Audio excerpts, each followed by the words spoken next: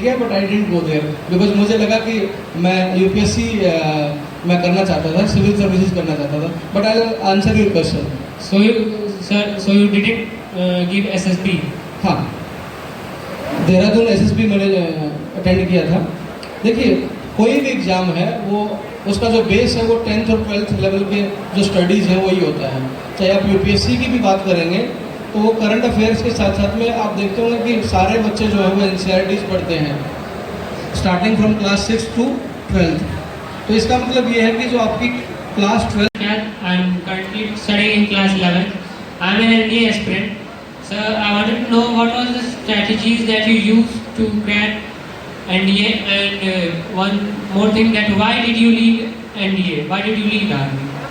So my question is that all students are said to be consistent in order to achieve their goals. But at some point, because of aneurysm, be it health or getting less marks in test, we feel demotivated. So sir, how to tackle with that situation? अच्छा, जब हम लोग भी preparation mode में थे, preparation करते थे, तो ऐसा कभी नहीं हुआ कि हम हमेशा जो है हर दिन 12 घंटे पढ़ते हैं। एक बड़ा मिथ है जो मैं आपको शेयर करना चाहूँगा। कल आप लोग तैयारी करेंगे तो आप लोग भी ये सुनने को, या सोशल मीडिया का ज़माना है, आप लोगों ने अभी भी शायद कहीं ना कहीं इस बात को सुना होगा। अक्सर जब लोग कामयाब हो जाते हैं या कोई एग्ज़ाम क्वालिफाई कर लेते हैं, यूपीएससी का एग्ज़ाम क्वालिफाई कर लिया, तो लोग कहेंगे कि हम 18 घंटे पढ़ते थे, है ना। Do you think it is possible? सब झूठ बोलते हैं।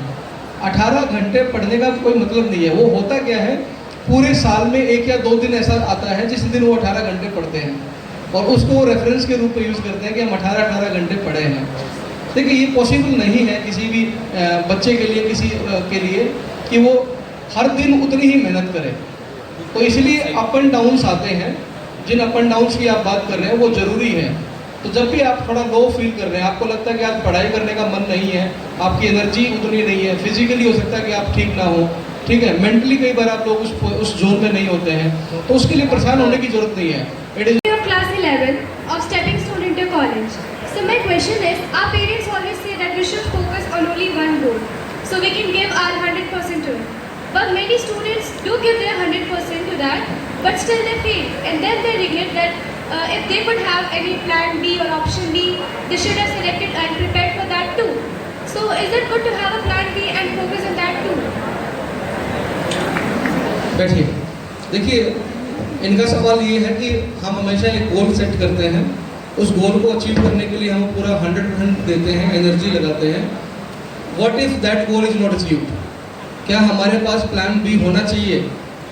मुझे लगता है कि जब आप प्लान ए की तैयारी करते हैं तो बैकअप द माइंड आपको plan B, plan C, plan D तैयार करने की ज़रूरत पड़ती ही नहीं है। वो ऑलरेडी आपका तैयार हो जाता है। तो उसके लिए आपको अपनी एनर्जी लगाने की ज़रूरत नहीं है, ठीक है। और वैसे भी जो प्लान ए को लेके चलता है वो प्लान ए के आसपास ही सेटल हो जाता है। उसको आप A1, A2, A3 कह सकते हैं, बट वो बी पे शायद ही कभी शिफ्ट करता है।